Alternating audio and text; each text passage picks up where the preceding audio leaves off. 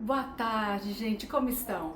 Olha, hoje eu tô aqui com uma menina maravilhosa, a Lara, e ela vai contar muito pra gente como que é a adoção, como que é ser mãe, ter um filho adotado, como que foi o processo, né, Lara? Sim, Queria trazer experiência, né? trazer a experiência e as dúvidas de muitas mães que gostariam de adotar também, né? Sim. Então, eu gostaria de saber como é que foi a decisão, como foi a decisão de você adotar? Sim. A Conta pra decisão, na gente. verdade, da maternidade, ela sempre existiu, né? Então, eu sempre tive esse desejo de ser mãe. E havia como meus filhos fossem chegar, não era uma pauta com preconceito. Eu tinha realmente necessidade, sonho, desejo de ser mãe. E logo no começo do namoro com o meu marido, nós conversamos a respeito do nosso sonho de ter filhos e conversamos sobre vias de ter filhos, né? Tanto da biologia e a gente conversou sobre adoção também.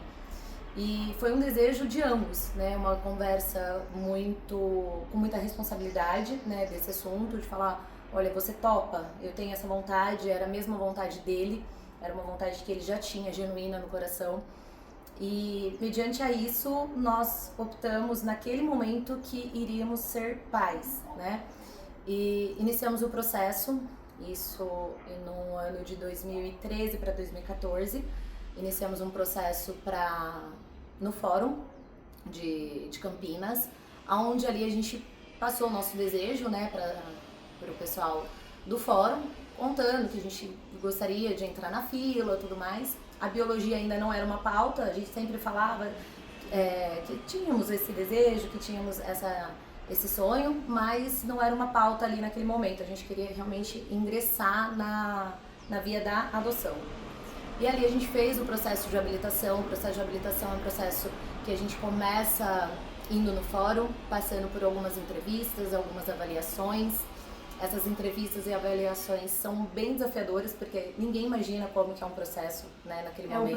É um processo demorado, né? Ele é demorado, mas eu acredito que, assim, as perguntas, quando nós, pais, queremos adotar, a gente não imagina, né, não imaginamos que essas perguntas, elas cabem, né, porque a gente só pensa no filho, mas são perguntas difíceis de serem respondidas, né, como, você aceita um filho que tem tal problema de saúde, você aceita um filho de raça? Isso é muito difícil, porque a adoção, né, ela precisa ter um cuidado para que esses pais recebam, né, os seus filhos e estejam ali próximo daquela expectativa que foi criado, né? Então tem que ter uma responsabilidade, mas isso não é falado, né? Então quando você faz um processo de adoção, você passa por isso. Então são perguntas muito difíceis, né, de contextos que as crianças nesse lugar estão, e você tem que ser ali firme, né, da sua decisão, né? E são muitas etapas, né, Lara? São muitas etapas para você conseguir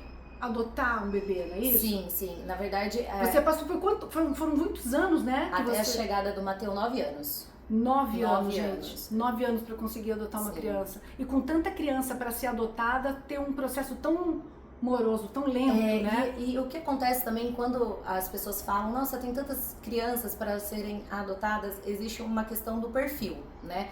Muitos pais e pretendentes, hoje, eu acredito que esteja numa lista de pais e pretendentes, né, para adotar uma criança de 40 mil.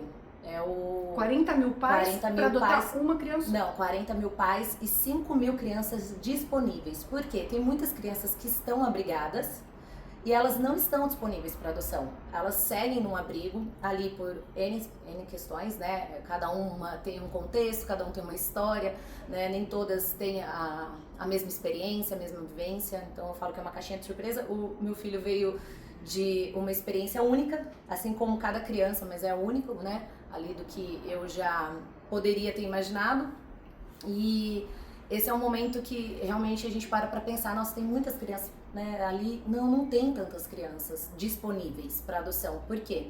Para a criança ir para adoção, ela precisa perder o poder familiar, né, a família. Então, o que ocorre, então, é que o processo que é muito lento, Sim, o processo que é muito demorado, são muitas etapas sim, para conseguir... Sim, às vezes a criança, ela chega no abrigo, numa idade viável, que a gente fala que a idade viável seria até 5 anos, né, que é a maior índice de pretendentes na fila, então tem Tá. muitos pais que estão ali nesse perfil de até 5 anos. E essa criança ela chega numa idade viável ali, com bastante pretendentes, mas o sistema burocrático é na instituição. É que de fato ela esteja habilitada, a criança precisa estar habilitada para adoção. Às vezes ela vai chegar num abrigo, ela vai ficar 1, 2, 3, às vezes anos, e ela não vai ser destituída da família. E aí é onde acontece aí a adoção tardia, ou não acontece, né? Que é muito triste também uma adoção com um perfil mais alto, né, de Então, idade. o pior problema é o problema da demora devido a essa a criança estar habilitada para adoção. Esse Exatamente. processo da habilitação da criança. Exatamente, Que que é a lento. destituição do poder familiar. Essa criança precisa estar destituída do poder familiar dela. Uau. Então isso demora algum tempo, né, para que a criança esteja apta a ir para um pretendente, próximo pretendente da fila. Entendi. Então, no nosso caso, a nossa adoção ela era ampla, não era não fizemos grandes restrições, né, de acordo, claro, com muita responsabilidade daquilo que a gente estava acreditávamos que estaríamos dispostos, né, a emocionalmente, financeiramente, em tudo que engloba, porque às vezes tem uma criança que está num abrigo, mas ela é um grupo de irmãos de 5, 6. Dificulta um pouco mais, né, a gente ter um grupo de irmãos, né, nem todo mundo tem essa disponibilidade. E como que foi assim o processo? Vocês fizeram um processo emocional para a chegada da criança adotiva? Olha. Existiu esse processo? Cris, no começo existe muito a questão de cursos, né? Então, no momento da habilitação, no momento que a gente leva a documentação no fórum, que a gente fala sobre o nosso desejo, sim, acontece ali um acompanhamento, tanto testes psicológicos, cursos que são obrigatórios, né? Para que a gente esteja apto, né, também, para receber uma criança.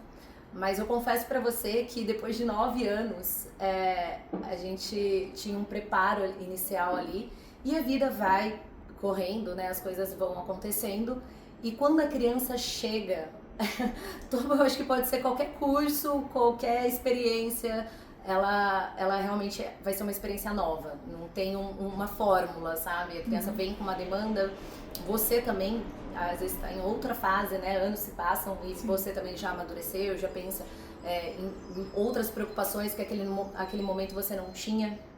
Então, não existe depois, né, da habilitação, não existe um curso mesmo ou alguma capacitação, a não ser a ansiedade, né, dessa criança chegar, né? De estar com você, de estar, né? E falar como que vai ser. Tanto tempo, 9 anos esperando a criança Sim. chegar, a hora que ela chega deve ser uma emoção, né? Conta pra gente como é que foi, assim, o primeiro encontro.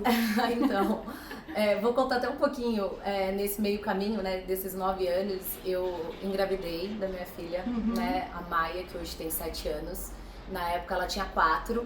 Então, nesse processo também eu engravidei. Veio pandemia, então o processo ele demorou um pouco mais, eu acredito, por conta da pandemia, assim, atrasou tudo, né? Enfim. E quando Maia tinha 4 anos, na verdade, assim, quando eu engravidei da Maia, eu ligava nos fóruns, eu ligava nas comarcas, porque eu queria realmente viver a maternidade, pra mim era completa, né? Viver o nascimento da Maia juntamente com esse filho que a gente tanto desejou por tanto tempo, naquele único momento. Mas eu acredito hoje nos planos de Deus, ele fez no momento certo. Então o Mateus chegou no momento que era para ele vir mesmo, né, da forma que era para vir. E quando Maia tinha 4 anos, já tinha se passado aí essa maternidade dos primeiros anos de vida dela, né, toda essa experiência. Passou os 4 anos, eu estava um dia na empresa trabalhava numa empresa e recebi a ligação. Isso foi em junho de 2022. Em junho de 2022. Recebi a ligação falando do fórum, né? E naquele momento eu até pensei, porque o fórum ele continua ligando para saber se esses pais estão ainda, né, com esse interesse, se aconteceu às vezes algum falecimento de um dos membros, existem várias coisas, né? Sim. E naquele momento eu pensei que fosse uma ligação dessa forma, né? Se a gente ainda teria interesse e tudo mais. E aí eu estava indo até na cozinha tomar um café. Recebi a ligação, olha, que é do fórum e tal, até um momento tranquilo. Aí ela falou, olha, eu tô ligando pra falar que vocês são os próximos da fila, são os primeiros da fila. Imagina! Aí eu falei, oi? Eu falei, como assim, é o próximo? Aí ela me explicou que haveria 5 crianças, né, que estariam nesse processo de destituição, Tá. né, com vários perfis, então tinha meninas mais velhas, enfim. E aí eram todas meninas, e um único menino, né, na época ela me falou, aí tem um menino de 2 anos, mas não era 2 anos, tem um menino de 2 anos também e tal, e naquele momento eu já fiquei assim, nossa, uau, como? Aí ela me tranquilizou e falou assim, olha, é em junho agora, né, era junho, até o final do ano, até dezembro, a gente volta o contato. Eu falei, tá, né, e já fiquei numa ansiedade tremenda, sabendo que seria aquele ano que eu me tornaria mãe, né, novamente, sem saber como seria essa maternidade, mas estava ali. E não foi assim, não foi em dezembro. Não foi? Foi, não. Foi 3 semanas depois. Nossa. 3 semanas depois eles ligaram novamente falando, olha, o filho de vocês chegou. Nossa. É o menino. Nossa. E ali, nessa ligação, eu lembro que foi numa quarta-feira, eu não consegui fazer mais nada. Eu parei, sentei, eu chorava, eu ria. Gente, imagina 9 anos esperando Sim. essa ligação. Vocês têm. Não dá nem pra imaginar a emoção, a felicidade. E desespero, porque ninguém fala sobre o desespero. E a gente vai falar sobre isso. É, porque acontece, né? É desesperador, assim, é uma vida que você... Que vai chegar em casa, uma Sim. vida nova, uma vida que você sempre esperou, mas você fala, meu Deus, e agora? Mas como foi o primeiro encontro? Conta pra gente. Então, aí eu recebi essa ligação, ela me falou um pouquinho dele, né, por telefone, liguei pro meu marido na hora, que também teve a mesma reação, nenhuma, não sabia se chorava, se ria, o que fazia. Eu sei que aquele dia ficou, assim, bem parado pra gente no meio da notícia. E ela falou assim, na quarta, né, vocês podem vir sexta-feira? Aí eu falei, claro, vamos, sexta-feira estamos aí. Eu sei que de quarta a sexta eu não fiz nada. Eu não conseguia fazer nada, eu não conseguia... Eu só chorava e ria, é esse sentimento. Eu só chorava e ria. E sexta-feira nós tivemos o nosso encontro. E esse encontro foi, assim, encontro de alma, não tem outra explicação. Contando um pouquinho, nós chegamos, né, com bastante ansiedade. Eu me lembro que eu levei um ursinho que eu tinha em casa, um tigrinho, porque eu pensava, meu Deus, eu sei que eu sou a mãe dele, mas ele não sabe que ele é meu filho. E eu tinha receio, na minha cabeça ele tinha 2 anos, mas não, o Mateu, ele nasceu pra nós com 1 ano e 2 meses. Então ele era um bebê, literalmente, né, porque existe uma grande diferença, uma criança de 2 e uma criança de 1. E eu lembro que eu levei um ursinho, assim, pra me achegar a ele, pensando nesse momento, né, de me achegar, me aproximar dele com cautela. E eu tinha muita emoção naquele momento, muitas emoções que eu não sabia lidar também, né. E eu levei um ursinho, meu marido ainda pedi pra ele, você registra, né, esse momento pra ele ter, pra nós termos, né, esse nascimento dele pra nossa família. E na hora que nós estávamos conversando com a assistente social, primeiramente, né, com a psicóloga, conta-se a história dele, né, todo esse, como e o porquê desse caminho dele estar ali. E essa é uma história que nós também sempre conversamos, que desrespeita apenas ele, né, é uma história que a gente vai ser contada, ela é contada, mas para quem de fato interessa, que é ele, a história dele, não é a minha história, exato, né? Então... Isso é importante até outras mães saberem também, né? Porque tem muitas pessoas que perguntam, será que eu devo contar a história? Será que eu devo contar que meu filho é adotado para ele saber que ele é? Né? Isso eu acho que é importante. Ela tá fazendo esse relato, gente. Fala de novo pra gente sobre isso. Na verdade, sobre essa questão da história dele, e não vai ter um dia um dia que eu vou sentar com ele e falar, filho, eu tenho uma coisa pra te contar. Isso não vai acontecer. Porque isso é contato diariamente. A gente conversa, a gente fala, claro, né, hoje na linguagem dele, que ele tem 4 anos, ainda não compreende muitas coisas, mas isso é falado de uma forma muito tranquila, não é um tabu na nossa casa, não é algo que a gente se envergonhe, muito pelo contrário. A gente, essa via é uma das vias de ser mãe, né, e de ser pai.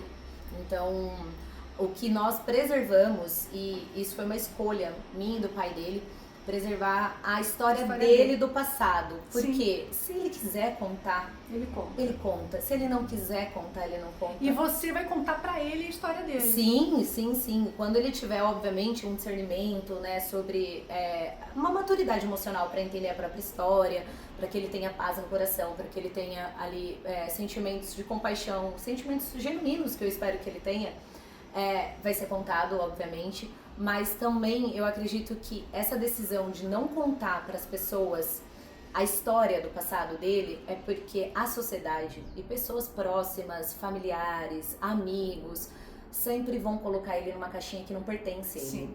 Então, se ele não tá dormindo bem à noite, mas é por conta disso.